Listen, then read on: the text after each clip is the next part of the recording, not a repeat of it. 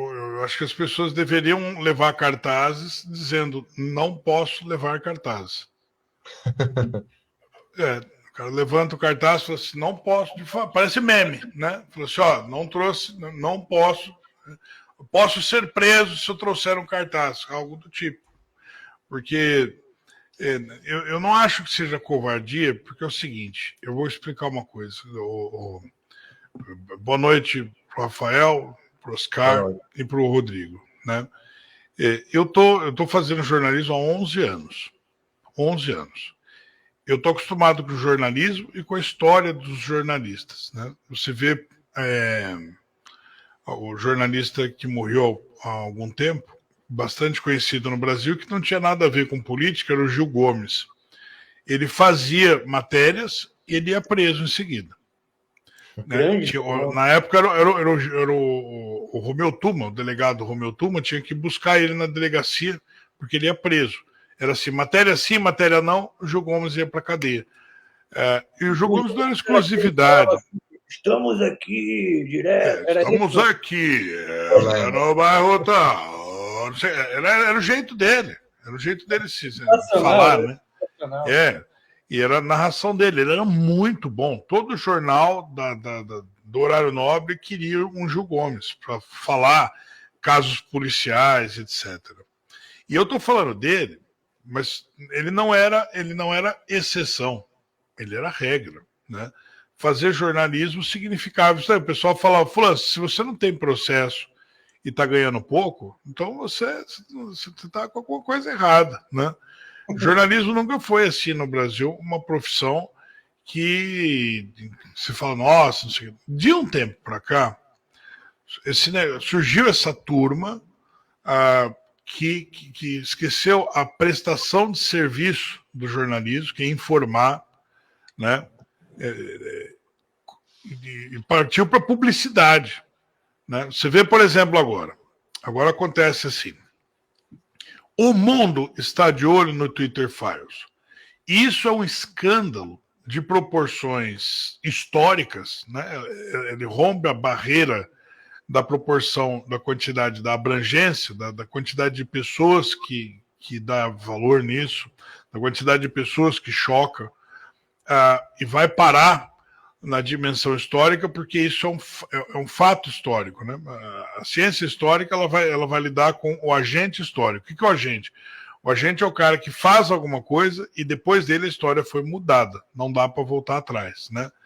Teve o fulano de tal, que eu esqueci o nome dele, que descobriu a penicilina. Ele mudou a história. Dali para frente, as pessoas que morriam de determinada doença não morrem mais, né? E a história é mudada depois do Twitter Files, por quê? Porque ele sai da esfera do debate público para a esfera da estratégia política e suscita outros debates com ele. O Twitter Files, ele vai criar ele vai trazer no bojo o inquérito, ele vai ter em algum momento a história do Twitter Files se cruza com a história do inquérito das milícias digitais e os inquéritos ilegais no Brasil. E a atitude impensada do Alexandre de Moraes vai criar um incidente internacional de proporções catastróficas para os dois países. Tanto para o Brasil, porque o Brasil ele segue o terceiro modelo de moeda do mundo, que é a moeda fiduciária. O que é moeda fiduciária? É quando um país não tem lastro no ouro, porque ele não tem ouro suficiente no cofre, e não tem lastro no dólar, porque ele também não tem dólar o suficiente no cofre. Nossas reservas cambiais, por aí, os outros países olham para ele e falam isso. Logo o Brasil, cara. Fala, pô, Brasil, isso aqui, reserva cambial que se apresente, não dá 15% do meu fundo imobiliário. Eu vou negociar com você porque... Aí entra a moeda fiduciária, ele fala assim, deixa eu ver como está a saúde política do seu país. Você vive uma ditadura, você tem liberdade de imprensa, você tem... como está a sua taxa de natalidade, como é que está as suas taxas de coeficiente Gini, essas coisas. Ele vai pegar os seus índices de saúde política e vai dizer se você é um país para quem eu possa mandar mercadorias nas relações internacionais ou não. Vamos dizer assim, o Brasil está vendendo um navio de carne do agro para o Japão, né? ou para a China, por exemplo, né? O Brasil tem uma série de relações de exportação com a China de carne. Tô vendendo. Aí você fala assim, China, eu estou mandando um navio com $100 mil de carne para você. Pelo negócio, você me paga 60% adiantado, depois mais 20% na entrega, e depois te dou mais 30 dias para você pagar os outros 20%. 60, 20, 20, negócio padrão do mercado de exportação. Ok. Aí a China vira e fala, Brasil, tudo bem, dá para fazer, só que eu quero uma garantia. Se esse navio afundar no meio do caminho, se queimar um ar-condicionado lá dentro e estragar a carne, se acontecer alguma coisa e você não puder me entregar, porque é lenha, né? O navio sair do Brasil e chegar lá na China não é do dia para a noite, né? Então, como que você garante que você vai me devolver esses 60% esses $60 mil que eu depositei para você? Bom, aí entra o tipo de moeda, né? Ou o país tem reserva em ouro, que é padrão ouro, moeda, ou o país tem reserva em dólar, que são as nossas reservas cambiais, ou o país tem saúde política para oferecer. Ele fala assim, olha, nós não temos produtos imperecíveis, né, como moeda no caixa, mas nós temos giro de caixa, nós temos relações saudáveis com outros países. E o Brasil, ele já não tem nenhuma dessas coisas para oferecer. Você pode ver que agora o Brasil ficou de fora da última reunião do Mercosul. Por quê? Porque o Lula está lá fazendo carinho no Maduro, fazendo média com o Gustavo Petro, passando a mão na cabeça do Irã, etc. O pessoal falou, eu não confio mais no Brasil. Não confio mais no Brasil. Isso, fora que, né, o Lula deve estar querendo ver alguma coisa muito feia, se o Capeta, a Dilma, não sei, você entendeu, na frente dele, mas não deve estar querendo ver o Alexandre de Moraes. Uhum. Por quê? Porque tudo isso foi causado por uma loucura da cabeça do Moraes, né? O Elon Musk perguntou por que há tanta censura no Brasil, né?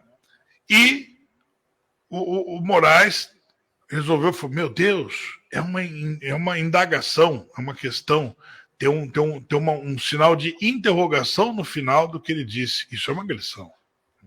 Obviamente, quando alguém faz uma pergunta, o Moraes deve ser assim, a pessoa para na rua e pergunta, Moraes, como eu chego na Avenida Paulista? Você está me perguntando? Bota ele no inquérito das fake news. Aqui. Miliciano digital, ele perguntou para mim aqui. Ao invés de ele dar uma resposta adequada para o Elon Musk, por exemplo, responder para ele, cara, Elon Musk, nem tudo é o que parece. Né? Dá uma resposta abstrata para ele que encerraria o debate, né? E não levaria. Ele caiu na armadilha que Sun Tzu enuncia na Arte da Guerra. Sim. Ele diz, né, por você tentar reparar a honra por qualquer ofensa, pode vir a perdê-la, né? O cara, você está passando na rua, o cara vira e fala, sua mãe tem olho de peixe na teta. E você vira e fala, eu vou matar você. Você fala, amigo, você mostrou seu ponto frágil e você vai virar aquela coisa de criança no colégio. Você ligou para o apelido, agora você vai pegar ele, né? Você ficou bravo, né? Agora você vai pagar o preço que é teu apelido. Né? Você não quer se chamar de gordinho? Quando o sujeito fala, você é gordinho. Você fala, eu sou mesmo. E aí, acabou. Você matou o refém, né? Não tem sequestro, né? Não tem sequestro possível. Gente, peraí. Diga. Não, pode conclua seu raciocínio, depois eu vou passar a bola pro Santos. Desculpa eu tomar o tempo, eu vou só correr aqui. Então acontece o seguinte, né? Neste momento, o Brasil, o que o Alexandre fez? Ele incluiu, por causa de uma pergunta, de um questionamento, ele incluiu o Alexandre de Moraes no inquérito ilegal. Só que quando ele incluiu o Alexandre de Moraes lá, ele deve ter ficado pensando, fodi o cara. Como? Peidei no pau dele. Desculpa a piada grosseira, mas ele não fazia ideia. Tá colocando no inquérito legal o segundo homem mais rico do mundo, né? E aí você fala, o cara mexe com o PIB.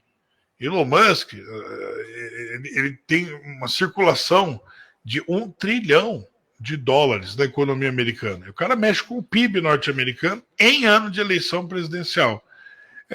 Então, é a mesma coisa que o Brasil, por exemplo, um dos maiores nomes do agro do Brasil e do mundo, que é o Cutrale, aqui no interior de São Paulo, produtor e industrial de laranja, né, que faz com que o Brasil entre na competição com o Canadá para ser o primeiro ou segundo exportador de laranja do mundo. Se discute lá com o Gustavo Petro, e o Gustavo Petro fala, vou prender o Cutrale. Se o Lula, mesmo não gostando dele, não o defende, todos os empresários brasileiros viram as costas para o Lula. Então, o efeito do Elon Musk nos Estados Unidos é esse. Ele não pode, ano eleitoral, os democratas perderem todo o apoio empresarial, porque ele vai ligar por esse tipo de questão. Então, esse é um ponto em que o Brasil ele sai da esfera, ele sai de uma esfera e adentra em outra. Né? Ele se torna agente histórico, porque isso agora é um fato histórico, né? que a gente pega esse gancho que eu falei no começo. Eu não sei se eu respondi sua pergunta completamente, mas é um cenário bastante complexo que a gente está inserido.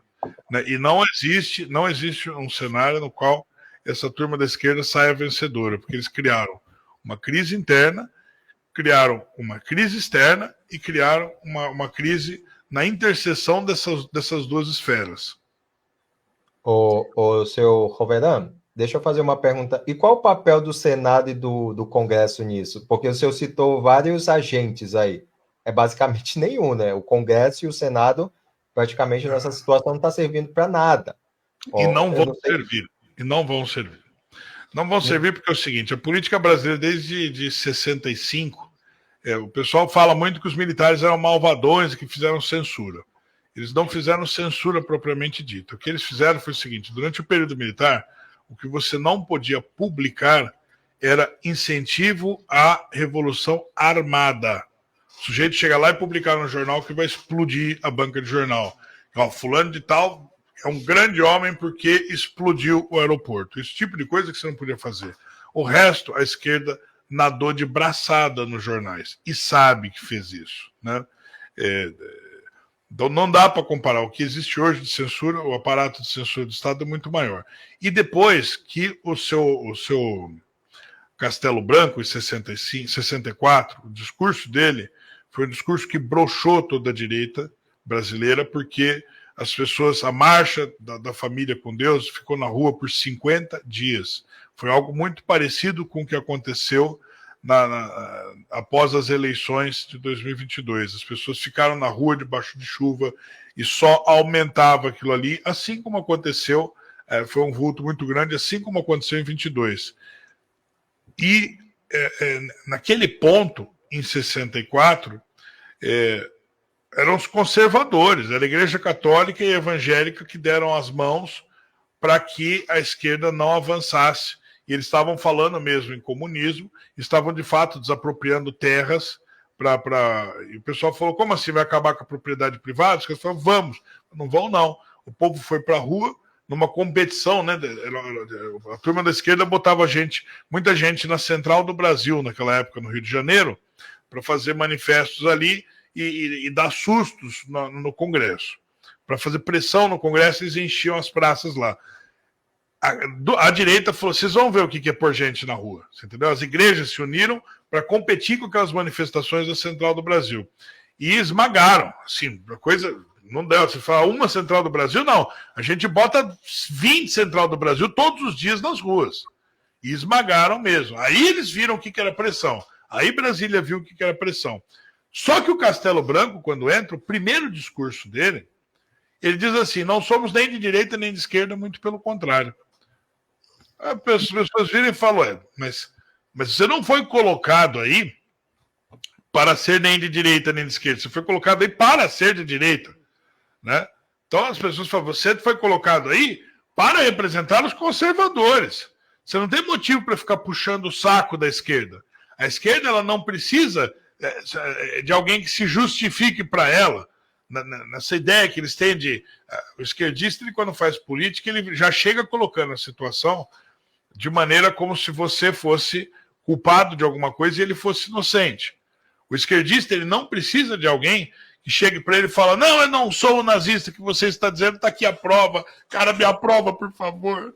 Me aceita, que eu não sou nazista, que eu não sou isso. Não é isso que eles precisam. Precisa de alguém que bote o dedo no peito deles. Fala assim: não vamos discutir nesses termos.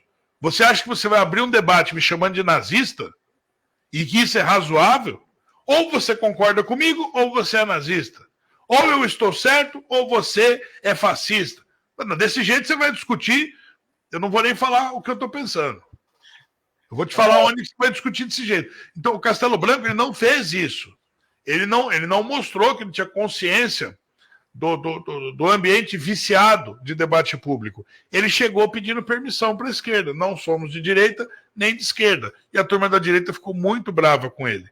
E em 65, ele comete um erro que nós vamos estar vivendo hoje, para responder a pergunta do Rafael. Ele cria um negócio chamado fundo partidário. O Senado e a Câmara, eles vão fazer alguma coisa? Não vão. Não vão.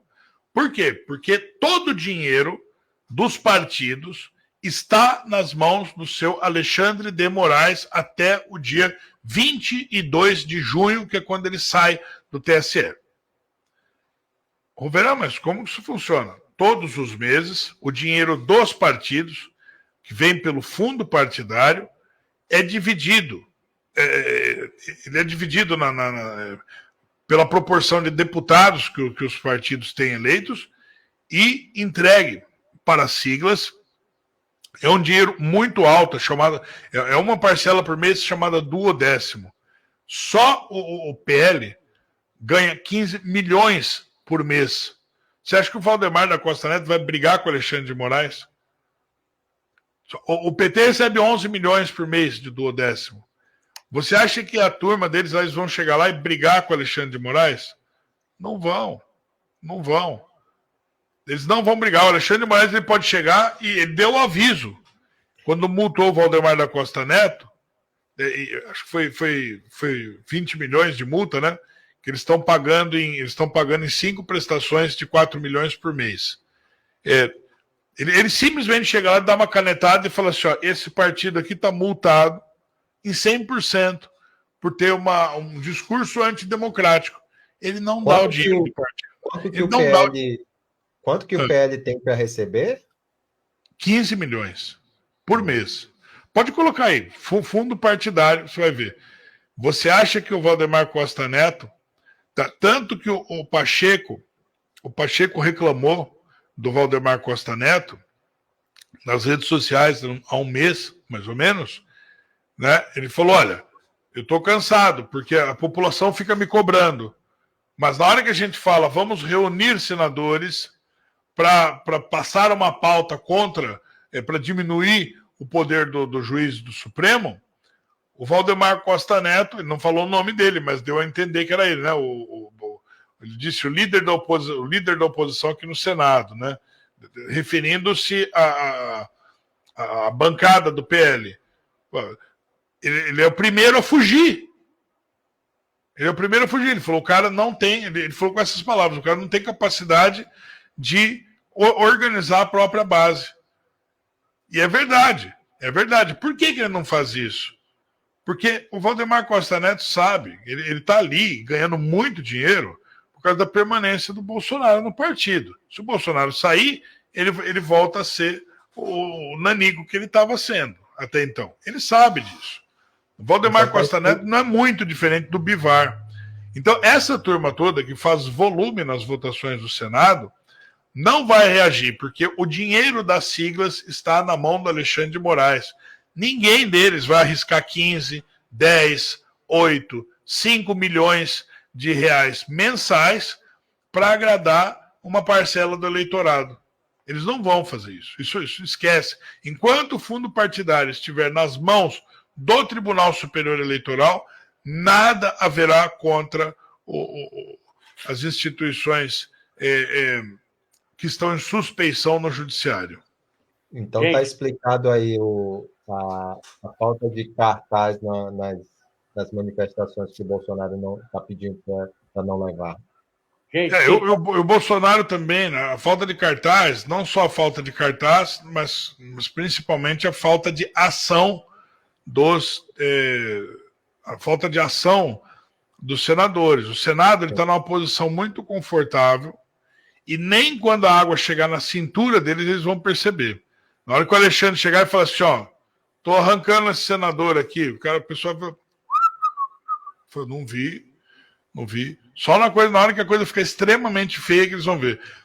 O Brasil precisava de um estadista para mudar 3 coisas. Enquanto isso não mudar, enquanto o sistema em si não mudar, no núcleo dele, não vai haver mudança. Você pode ir todos os dias para a rua que não vai mudar nada. Primeira coisa, tinha que acabar com o foro privilegiado, porque todas as causas políticas que vão parar na justiça vai para a mão do mesmo colegiado, de 11 magistrados. Ou seja, é um convite à corrupção, né? Seja prefeito, governador, presidente, ministro ou legislativo federal. Então, não adianta, esses caras vão parar na mão dos mesmos juízes. É claro que vai ter muita corrupção. Por isso, quando você fala CPI de Supremo Tribunal Federal, eles vão lá na cara dura. O Alexandre de Moraes chamou o Lira e falou, você vai fazer o quê? Vocês vão fazer CPI de quem? O Lira voltou correndo com o rabo entre as pernas, falando, não, contra o Supremo não vai ter, não. Né? Então, ele sabe que os caras ficam com a ficha dele na mão aqui e falam, vou meter você na cadeia. Tá? Se fizer, você vai preso.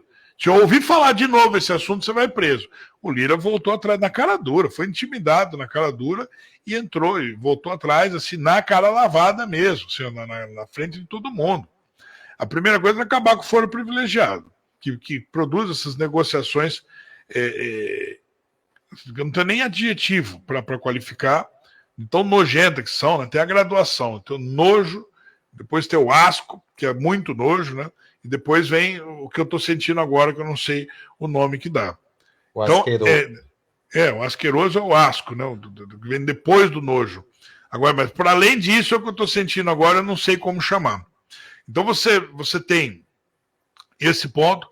O segundo ponto é tirar as eleições como um todo das mãos do TSE. Não faz nenhum sentido. Eu estava conversando eu conversei isso aqui com o Felipe Gimenez. Ele estava falando, Roveran, porque tem que ter a contagem pública dos votos e tal. Então tem que ter, tem. De fato tem que ter. Só que antes de ter a contagem pública dos votos, você tem que tirar as eleições do TSE. Não há nenhum motivo, nenhuma justificativa para magistrado fazer eleição. Mas por que o magistrado tem que fazer eleição? Desde quando isso faz parte de julgar leis? Né? Não tem motivo para magistrado fazer eleição. Dá nas mãos de uma instituição que esteja além dos 3 poderes, né? Não seja do legislativo, nem do executivo e nem do judiciário. Uma instituição que esteja ali à disposição de todos, porque aí você vai ter transparência. Aí todo mundo vai falar assim, não, eu quero que corra publicamente, que eu quero ver o que está acontecendo ali, senão você vai me passar a perna. Aí sim, aí todo mundo vai ver o negócio. Agora, enquanto você acha que o juiz que está fazendo a eleição é o sujeito que aparece na frente da Câmara e diz assim, derrotamos o bolsonarismo. Então quer dizer que ele derrotou um dos lados da eleição que ele mesmo está fazendo. Então, a partir do comportamento dos juízes do Supremo, o Brasil está automaticamente em suspeição com relação à realização de eleições por parte dessa turma. Não é a questão de se a urna imprime o voto ou não, se a urna, o software dela é confiável, se o hardware dela é confiável, se a contagem é pública ou não sei o quê. Não importa nada disso. Isso tudo é uma questão que dá para resolver apenas tirando a eleição da mão do judiciário. Se não for o judiciário que faça a eleição e nem o executivo e nem o legislativo, se não for isso, aí dá para você conversar. Agora, nada disso aconteceu. Tinha que acabar também o Estatuto do Desarmamento, é uma aberração, né? As pessoas estarem à deriva, à disposição do crime e de um Estado totalitário, que é o que acontece, né? As pessoas ficarem assim, falei, agora não sei, né? E para além disso, tem mais um ponto, que é acabar com o financiamento público de campanhas, financiamento público de partidos. Não podia acontecer isso. Ah, mas os empresários vão fazer lobby. Não, mas o Estado também está fazendo lobby. Isso não resolveu o lobby, isso piorou o lobby. E agora, inclusive, hoje no Brasil você tem 2 fundos. Você tem o fundo partidário, que é o dinheiro de sustento dos partidos, né? E você tem o fundo eleitoral, que é para a realização de eleições. O fundo eleitoral desse ano é o mais caro da história. Ele tem que ser pago dia 16 de junho para as siglas, né? Ele vai sair do Tesouro Nacional, ele sai do Tesouro Nacional para pagar, para o TSE fazer a distribuição de acordo com a quantidade de deputados que o partido tem eleito, para as siglas fazerem as eleições municipais. Aí eles têm que mandar o recibo, lá no dia 16 de junho, tem que mandar o recibo para a CGU, publicar no site de transparência, né? Acontece que você não tem dinheiro no Tesouro Nacional. Não tem. O Tesouro está quebrado. E a parcela é de 5 bilhões de reais. Você não tem recolhimento de impostos que justifique, que cubra essa necessidade. Nós estamos agora no dia 19 de abril. Você tem mais 10 dias para encerrar, praticamente 10, 11 dias para encerrar o mês de abril, né? Abril, maio, junho. Mais um mês, praticamente um mês, 2 meses. Vamos arredondar para cima para criar um cenário melhor para eles. 2 meses. Os 2 meses de recolhimento eles não vão ter isso. Eles sabem disso porque o recolhimento está em queda. O mercado está a ponto de estagnar. O dólar está subindo coisa de 10 centavos por semana, né? E provavelmente quando chegar no final de junho, se continuar nessa toada, o dólar vai chegar a R$6 antes, né? Então... Maravilha, maravilha. Professor, antes de eu passar a palavra para você, fazer também uma sua pergunta para eu não sei se eu respondi, mas tá aí. Com certeza. Uma aula aí. Antes de passar a bola para você, professor, para você perguntar também para o Roveran, eu quero dar um recado para quem está assistindo. Você está assistindo pelo canal do Rafa Sâncio, pelo YouTube, se inscreve no canal, dá um like, deixa seu comentário no chat. Está assistindo pelo meu Instagram, você também deixa lá o seu comentário no meu Instagram, compartilha a live. Vai vir projeto por aí, gente. Eu e o Rafael vamos fazer um canal, vai ter conteúdo diário, vai ter conteúdo só meu, só do Rafael, do professor Schimmer, do Roveran, que quiser participar. Vamos fazer também live com todo mundo junto, claro. Vai vir também coisa boa na Rádio Ban, que a gente vai falar isso daqui a pouco. Então, se você está assistindo, se inscreve no canal do Rafa, compartilha a live. E vamos passar agora para o professor Rodrigo Schimmer. Qual a sua pergunta para o Ricardo Roveran? Roveran, boa noite. Muito bom aqui poder conversar contigo. Eu comecei a acompanhar o teu trabalho no Terça Livre. E, assim, a gente já discutiu aqui, entre eu, o Oscar e o Rafael, que apesar ali além dos problemas que você elencou aqui, os problemas nas instituições brasileiras, né, e também com relação à política brasileira, a gente sempre foi unânime aqui dizendo que o Brasil não se resolveria pela política, né, teria que outras coisas anteriores à política teriam que serem mudadas, né, na sociedade, principalmente na educação, na cultura, para chegar na política. Eu sempre digo que a política ela é um sintoma, né, do que aquilo que já foi normalizado na sociedade. No entanto, eu quero falar sobre a mídia, e mais para você, que é um estudioso, aí, jornalista, a gente tem uma imensa dificuldade hoje em dia, né? A gente vê assim, as mídias alternativas de direita ou conservadoras que existem. Geralmente elas são formadas por comentaristas e analistas, né, que comentam as notícias que já saem na mídia tradicional. Eu quero perguntar para ti assim, não é preciso a gente avançar nesse sentido e ter uma mídia que também produza reportagem e também produza conteúdo no sentido de gerar, por exemplo, uma mídia conservadora de direita que consiga estar em loco, né, em todos os lugares onde as coisas aconteçam. Isso, de fato, a gente não tem. Existiu uma tentativa ali com a Jovem Pan, né, mas ela ficou naquele nível mais de comentário mesmo, programas de comentário e análise, baseado na informação que era gerada nas outras mídias. Quero perguntar para ti, isso não seria fundamental hoje em dia no nosso país, para pelo menos ajudar? Bom, essa questão ela é bem complexa. Né? Ela é bem complexa porque é o seguinte, precisar, ela precisa, por um motivo de que não existe democracia, ou seja, um regime no qual todos têm voz, por definição, né? A palavra democracia significa isso. É um regime no qual todos têm voz. Você pode falar e a sua fala ela deve ser respeitada, seja você quem for. Né? Quando você tem título de eleitor e você participa do sufrágio, isso te qualifica como cidadão. Se o sujeito não participa do sufrágio, da escolha dos seus líderes, ele não tem cidadania, ponto. Né?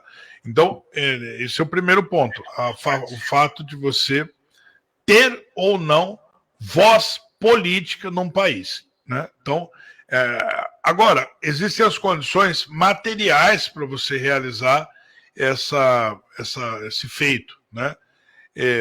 A democracia ela só pode ser feita de forma representativa. A esquerda vem com esse negócio, democracia direta. Não tem democracia direta porque você vai acabar no sufrágio querendo ou não. Você imagina eu abrir um debate sobre qualquer tema, vou supor aqui um tema da liberação das drogas, né? Que eles estão debatendo agora. Imagina que ao invés de eu eleger um representante que me represente, que fale o que eu penso, por uma maioria de votos, eu tenho que ir eu mesmo lá para Brasília conversar. E aí a gente tem 213 milhões de brasileiros. Você acha que essa discussão vai demorar quanto tempo? Não dá, né? Isso é uma coisa que ela não vai andar, ela vai estagnar, ela não vai andar. É provável que acabe as drogas antes de acabar a discussão, né? Para o consumo, para a quantidade material disso. Né? Então, esse negócio de democracia não vai acontecer, pode esquecer. Segundo ponto é que quando você faz isso, aí entra o papel da imprensa, porque a imprensa ela tem o compromisso da imprensa é trazer ao público os fatos que são de interesse público. O jornalismo político ele é central, ele traz, no bojo dele vem a segurança pública, vem a economia, vem as relações internacionais, mas isso daí tudo está dentro do âmbito, da esfera do jornalismo político. Né? Só que aí você tem a grande ironia do destino. Por quê? Porque para você ter isso, você precisaria ter veículos que dessem o acesso, né, o acesso ideal. Né? No mundo das discussões que você está me propondo, uma análise do status quo, você precisa ter duas análises. O primeiro é o status. Para você analisar o status quo, você tem que saber o que é de facto e o que é de jure. Né? De fato é o que está acontecendo, é a realidade. De jure é o que deveria acontecer. Você fala assim, olha, é de direito. Né? Você fala assim, olha, a proposta é essa daqui. Né? O que eles estão falando? O que é de fato e o que é de jure? Aí você vai olhar os dois e você vai conseguir ter uma ideia do status quo, né? O status questiones. E aí, quando você olha essa questão da imprensa no Brasil, você fala, o que está acontecendo? Está acontecendo que uma concessão de rádio aqui em São Paulo custa 4 milhões de reais. 4 milhões de reais você tem uma rádio. E isso aqui na capital. No interior paulista, no interior de São Paulo, você vai pagar 1.600.000 para cima. Assim, essa média. Agora, o cidadão José, a Dona Maria, vai ter 1.600.000 para pagar uma rádio aqui em Osasco? Aí você vai ter a questão física, material. Para você ter uma antena AM, ela pega muito longe, pega fora do estado. Só que o sinal é uma porcaria. Se você apertar o botãozinho do controle do portão da sua casa, o ar-condicionado, o botão da TV aqui, o controle do videocassete da TV, vai cortar o sinal da rádio. Você para de... O rádio dá aquela pifada. Se o sinal for FM, isso não acontece. Só que o FM pega muito mais curto. A antena FM, o sinal do rádio vai muito mais curto. E aí, a mesma coisa acontece com TV. Né? Você tem aquelas antenas gigantes que ficam no alto de elevados nas cidades, que é onde estão as antenas das TVs, as antenas das rádios. 30 mil quilowatts de potência. Sabe quanto custa uma antena dessa? As pessoas não podem ter esse equipamento. Não pode ter um dinner ali na sua residência. O que veio para solucionar isso foi a internet. Hoje para você ter uma rádio web, eu tenho uma rádio web. Eu tenho uma máquina, que eu tenho um servidor aqui, nessa máquina aqui está rodando rádio 24 horas por dia. Está rodando a Rádio Bunker aqui, nesse exato momento. Daqui a pouco a gente vai falar do nosso projeto na Rádio Bunker. Eu estou na máquina do estúdio, onde eu gravo os programas. Mas a rádio roda 24 horas. E o que eu faço? Às vezes, durante o dia, eu dou uma olhada na audiência, no pico de audiência, falo, opa, vou conversar com os ouvintes. Né? Já pego, deixo o celular do lado para receber mensagem, mudo de cadeira, pego esse microfone aqui e converso direto com os ouvintes. Pessoal, você que está ouvindo a Rádio Bunker nesse momento, me manda aqui uma mensagem no WhatsApp e tal, não sei o que, a gente vai conversar. Cara, ele está com 41 jornalistas, a cada 15 minutos entra um comentário político diferente. O Oscar está acompanhando esse trabalho. Então, eu consigo fazer isso com uma máquina aqui, um servidor de streaming de rádio virtual. E ela não tem limite de distância e não tem limite de onda de rádio na antena. E eu não preciso pagar concessão. Tá todo mundo... O Pitori estava conversando comigo essa semana, ele falou, Roveran, a turma os empresários das rádios, empresário das TVs estão enlouquecendo, estão querendo...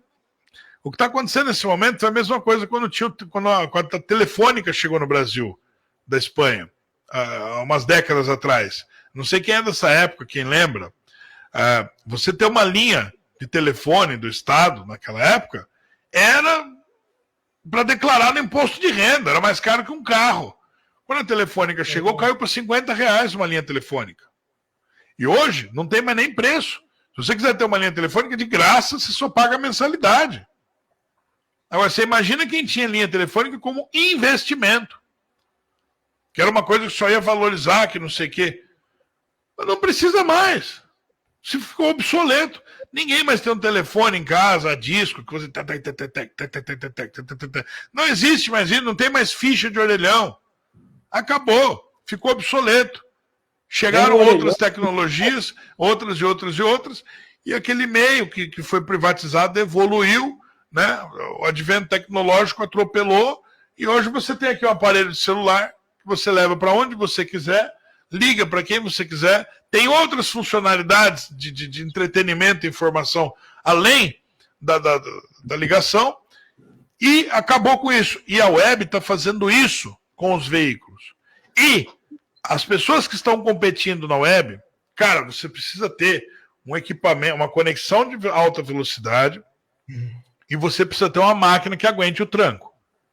Eu tenho aqui, o servidor da rádio aqui, ele nem é tanta coisa assim, ele é um i5, ele não é um i7, um processador top master. Ele é médio, ele é uma máquina média. Agora, esse investimento que eu tenho aqui, de uma conexão de alta velocidade e uma máquina razoável, assim, não dá. E eu tenho a audiência que a gente está tendo, é de fazer qualquer um que pagou 1,5 milhão para ter uma concessão de rádio, enlouquecer. Enlouquecer. Aí entra grande contradição, porque a turma da esquerda, com destaque para o PT, passou a vida dizendo assim, porque a imprensa brasileira é fascista. É fascista a imprensa brasileira, companheiro. Mas por que o Lula que é fascista? É porque está na mão, sabe, de 5, 6 famílias. É os Mesquita, os Frias e os Marinho. Né? Eles é que são dono de tudo no Brasil. Eles falam que eles querem. Nós vamos democratizar a imprensa. Você vai democratizar a imprensa? Você vai dar acesso para todo mundo? Todo mundo que eu quiser. Então, assim, todo mundo que eles queiram. Na hora que realmente foi dado acesso para todo mundo, e esse acesso foi dado pelo capitalismo, pela concorrência no capital, que gerou o avanço tecnológico e capacitou, deu uma oportunidade para que todo mundo tenha. Quem quiser hoje chega lá e cria uma web rádio no servidor. Quem quiser cria uma web TV no servidor de streaming. Quem quiser cria um canal no YouTube. Fala o que quiser, cria um site e prepara o site para dar notícias. Quem quiser, a pessoa só precisa ter competência. Competência no sentido mais estrito da palavra, de estar apto para competir. Né? Isso que é competência. Eu vejo a São Silvestre e falo, se eu for lá, eu detono esses caras, eu chego em primeiro. Só que aí, em algum momento, você vai botar o tênis e o short e vai pra rua mesmo. Vamos ver se você faz mesmo? Posso botar você lá para correr com os quenianos? Posso botar você lá para correr com aquela turma toda do México que vem aí? Posso botar você para correr mesmo? Porque ser técnico de futebol sentado atrás da TV comendo torresmo é fácil. Não, o fulano tinha que ter botado o fulano na linha de frente ali e trocado o lateral e o goleiro tinha que sair da reserva. É fácil. Posso dar a chuteira para você entrar lá no campo? Pô, essa indireta foi para você, hein, professor? Olha só.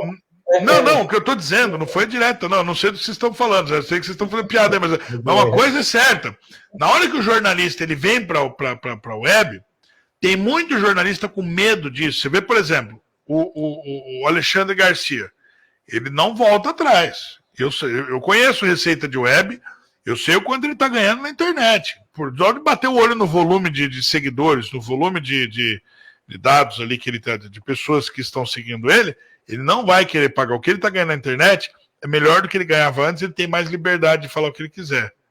Né? A internet deu, de fato, autonomia para ele, só que ele está apto a competir. Teve cara que saiu da Globo, todo pimpão, eu faço, aconteço, o William Vac. O William Vac, ele saiu de apresentar a âncora do Jornal da Globo, veio para a web. Foi um naufrágio, ninguém quis ver o cara.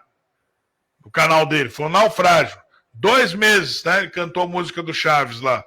Volta o cão arrependido com as orelhas estão fartas, o osso ruído e o rabo entre as patas. Voltou correndo, lá, com a orelha murchinha, voltou correndo. Ô, CNN, me aceita aí, cara, né? Não conseguiu alcançar a gente, foi para a CNN, chegou lá na CNN, passou um tempo lá, e está contente ali. Ele precisa do nome da empresa por trás dele, porque ele sabe que ele não faz. Tem jornalista que vai para a web e não faz. O Boris Casoy, eu acompanhei o canal dele por um tempo. Não faz. Não faz. Não é à toa que eles têm saudade de uma época que não existia redes sociais, como o próprio Alexandre de Moraes falou outro dia. Isso. Roverã, tá entendendo o que eu estou falando? Da questão da realização da imprensa? Sem dúvida. Agora, vê se o PT realmente quer, se a turma da esquerda realmente quer democratizar a mídia, ou eles querem que não. Peraí, o meu problema não eram os Marinhos, Frias e os Mesquita falando. O problema é que eu queria eu falando e o resto calado. Essa que é a verdade. É isso que eles queriam. É isso aí. E para quebrar com isso, a gente tem meios como a Rádio Bunker, gente. A gente vai ter, eu e o Rafa Sâncio, todo dia de manhã, a gente vai enviar as manchetes, as principais manchetes da Europa para o público da Rádio Bunker, gente. Todo dia de manhã, você que acompanha a Rádio Bunker, vai acordar ouvindo as manchetes aqui da Europa. Vamos também ter as inserções. Eu fazendo minhas análises de geopolítica e trazendo notícias daqui da Europa que escondem de vocês. O Rafa Sâncio também e o professor Schimmer também pode fazer as inserções dele. Então, é bastante importante que vocês apoiem esse tipo de iniciativa, gente. Vai lá, procura saber como é que você pode acompanhar a Rádio Bunker. Eu vou perguntar mais sobre a Rádio Bunker para o Roveran. Mas antes disso, Roveran, eu queria colocar um vídeo aqui que foi bastante comentado essa semana. Você tem como colocar o Van Hatten? Hoje realizadas buscas e apreensões completamente ilegais. Espera aí, só um instante. Você tinha dito que não dá para contar com o Congresso, né? Nem com os senadores e nem com os deputados. Aí eu vou te perguntar sobre os militares. Dá para contar com os militares? Mas antes vamos escutar aqui o Van Hatten. O mínimo que se esperava das Forças Armadas e do Ministério da Defesa era solidariedade com aqueles que estão sendo perseguidos injusta e ilegalmente. Membros da reserva e membros da ativa que não podem ser presos, salvo em flagrante. Inclusive, Mauro Cid ainda preso. Cadê a solidariedade institucional? Ou o Exército, as Forças Armadas Brasileiras e o Ministério da Defesa vão corroborar com essa narrativa mentirosa de que houve uma tentativa de golpe. Porque se corrobora, para ter a tentativa de golpe, teve, de alguma forma, a participação do Exército. O Exército está dando tiro de canhão no próprio pé? Senhor presidente, eu acho vergonhoso o que nós estamos vivendo, porque depois dessas notícias que nós vimos sobre a participação do ministro do Supremo, Alexandre de Moraes, autoridades policiais, negando ampla defesa, direito ao contraditório, publicidade e revogando o Código Penal Militar, ou ele ainda existe. Depois disso tudo, nós acompanhamos em todos os meios de comunicação, por exemplo, o Sul, lá do meu Rio Grande do Sul, as frequentes conversas entre Alexandre de Moraes e o comandante do Exército. O Globo, Bela Megalhos, frequentes conversas entre Alexandre de Moraes e o comandante do Exército. Agenda do Poder, comandante do Exército só decide promover general envolvido em investigação após consultar Alexandre de Moraes, que deu sinal verde. É o Alexandre de Moraes que manda no comando? Então é fake news. Pede para botar. É fake news. Pede para botar no inquérito para Alexandre de Moraes investigar a Bela Megalha. É isso que o senhor quer? Comandante do Exército consultou Moraes antes de escolher general citar no caso Marelli. Fake news, presidente. Peço encaminhar o inquérito das fake news, que o general do Exército proteja a sua corporação e peça ao ministro Alexandre de Moraes que tome providência. Ou então, o Exército está subjugado ao ministro Alexandre de Moraes e ao STF. O Exército tem medo, pelo que se vê nas notícias. Ou desminta e diga que não. A farda de nada serve, não só do Exército, como das demais forças. Se tem medo de uma pessoa, enfrentem o ditador. Porque a Constituição, até onde eu sei, diz, apesar de eu ter toda a oposição ao Lula, que a autoridade suprema é do presidente da República. Mas está aqui. E os fatos descrevem, caro comandante. Os fatos descrevem. Eu não vi nada das Forças Armadas, de fato, dizendo que é irregular e ilegal. Cid está preso. Ilegal inconstitucionalmente. E Vossa Excelência nada faz. O senhor nada faz, nada diz. Se o senhor pode falar direto com o ministro Alexandre de Moraes, por que não pede providência? Ou está prevaricando diante dos crimes de abuso de autoridade cometidos por Alexandre de Moraes e pelo restante do Supremo Tribunal Federal? E perdoem a veemência, mas chegamos num ponto no Brasil em que a ruptura institucional já aconteceu.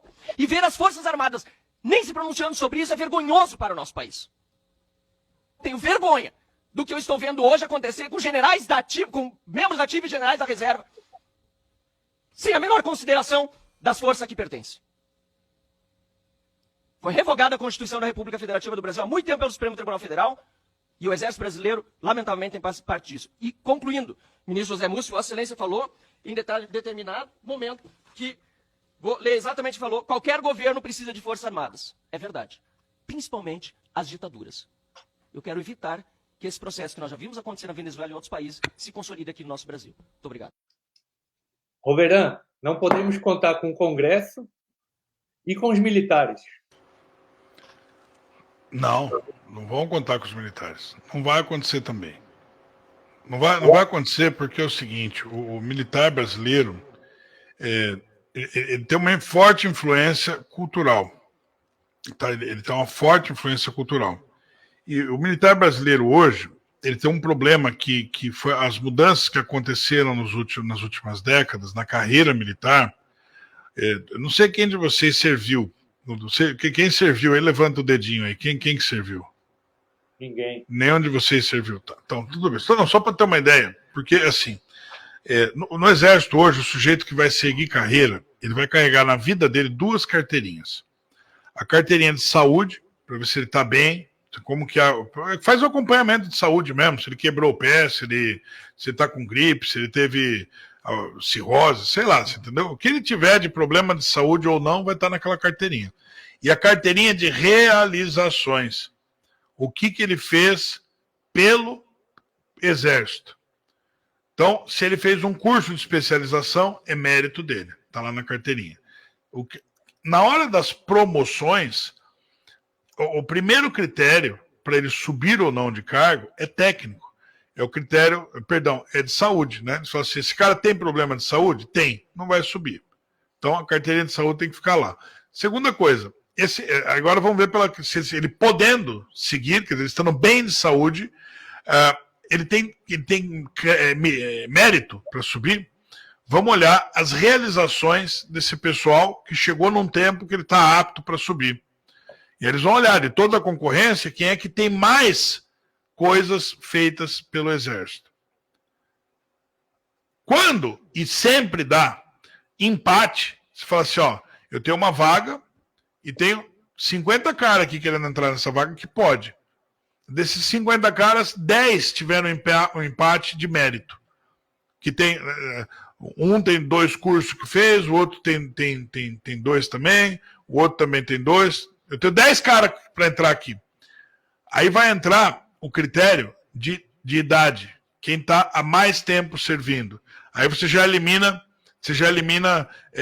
8. Fica só 2. Aí eles vão competir, não, fica 3. Vamos supor que eliminou 7. Você é menos cruel aqui. Ficou 3. Eles vão para o último critério, que é quem deu menos trabalho. Se o cara tiver dado uma declaração para a imprensa, dizendo que ele tem lado político, coisa assim, não sobe. Não sobe. Então, o Exército, ele é muito... As Forças Armadas Brasileiras, eles viram e falam assim, nós somos legalistas. E eu não gosto do termo legalista.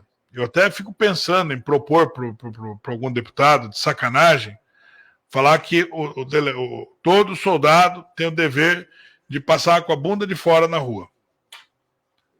É legalista, vai ter que obedecer. E aí? Está escrito no papel. E agora? Você não é legalista? Por quê? O que ele faz? Ele se exime do dever moral para atender o dever legal. E a moralidade e a legalidade nem sempre andam de mãos dadas. Então quer dizer que agora, vamos lá, liberou o aborto. O que você vai fazer? Você vai ver, não liberou, né? Estou dizendo, estou supondo. Você vai ver uma clínica de aborto ali. O que você vai fazer, seu soldado?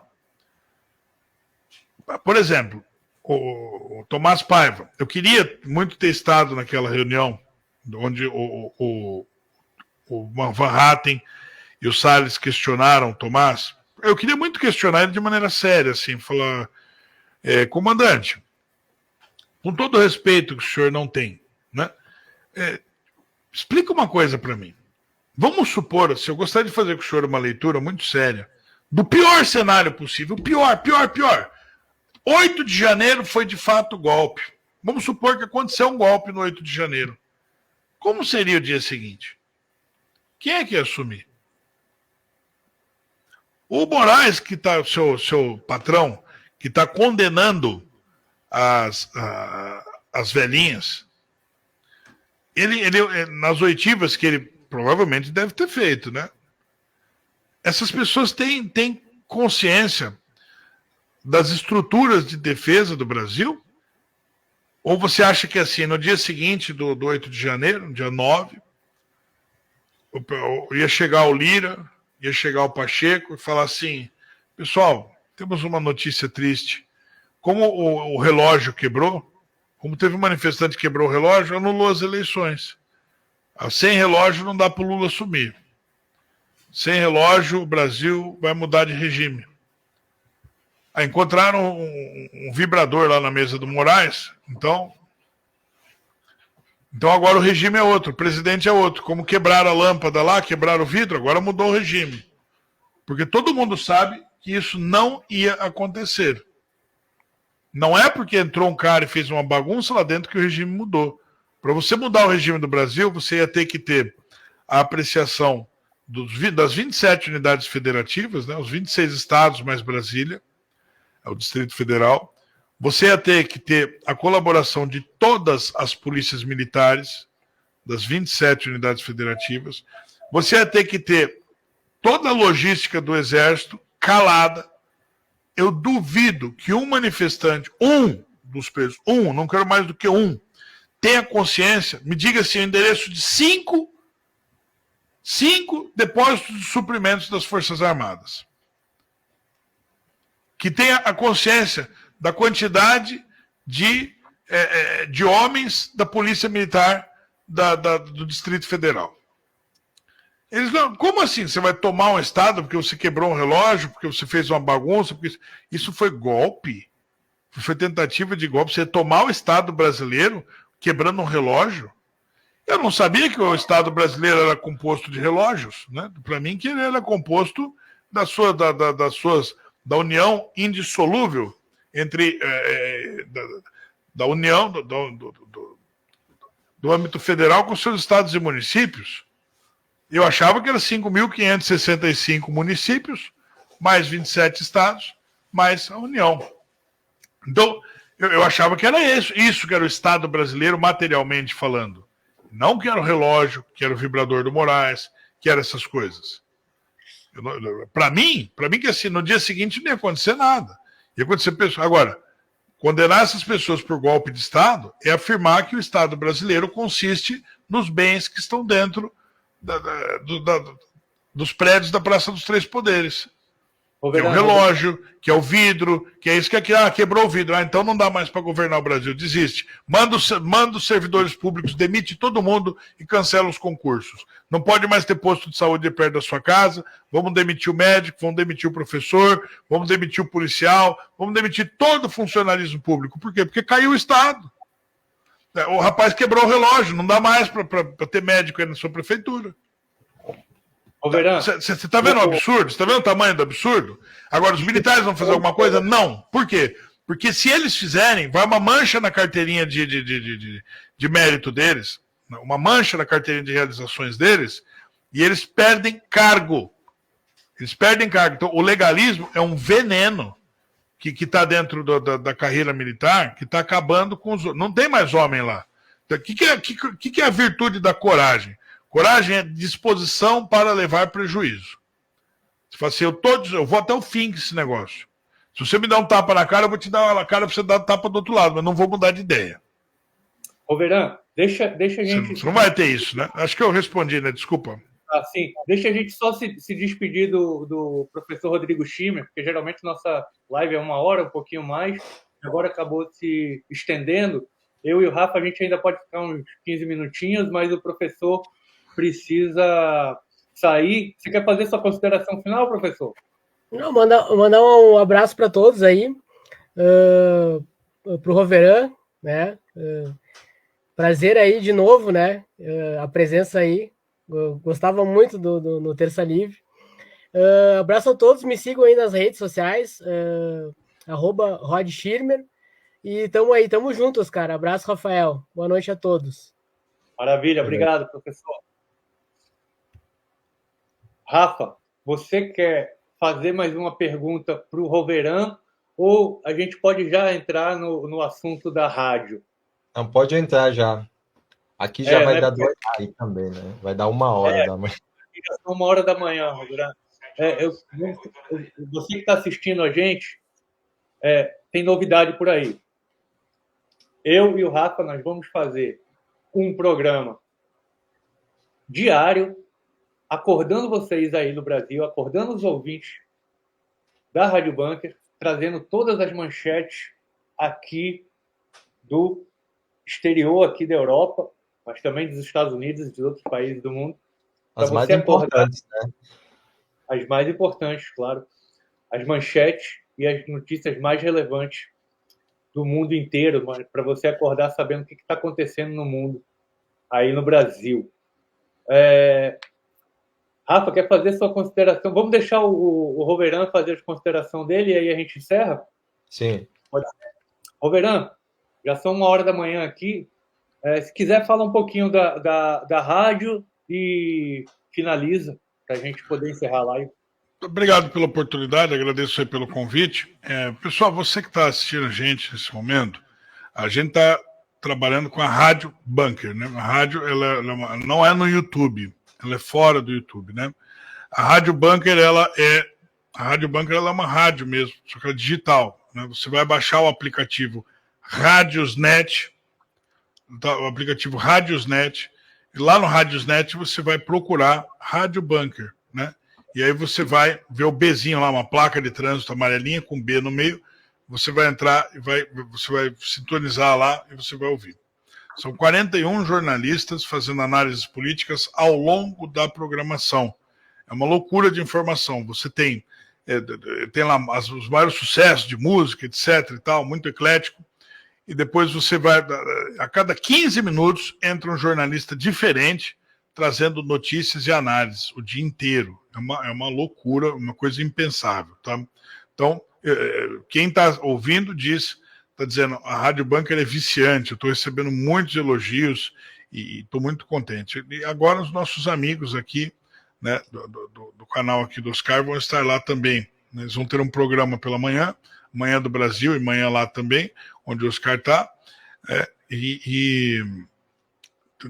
Além de ter um programa, eles também vão enviar as análises deles sobre os acontecimentos daí do exterior e do Brasil mesmo, né? Então, é isso. O legal de você baixar esse aplicativo é que ele não acaba com o seu celular. Você pode dar o play na rádio lá, desligar o celular e a rádio continua tocando, até que você vai lá e dê o stop, coisa do tipo, né? Então isso é bem bacana, tá? A gente tá lá. Obrigado pelo carinho, viu, pessoal? Maravilha, foi um prazer receber você aqui, Roverão. Volte mais vezes. Rafa. Obrigado. Pessoal, eu vou pedir licença, vou me despedir, que vou ter que atender um compromisso urgente aqui, tá bom? Maravilha. Muito obrigado, Roverão. Volte sempre, hein? Fica com Deus. Tamo junto. Tchau, tchau. Rafa, a gente se alongou hoje, hein? 2 horas de live. Enfim. Bom, a gente deu o primeiro passo, né? Essas coisas tem que manter consistência e assim, é um projeto ambicioso, né? Porque requer muito tempo da gente, compromisso.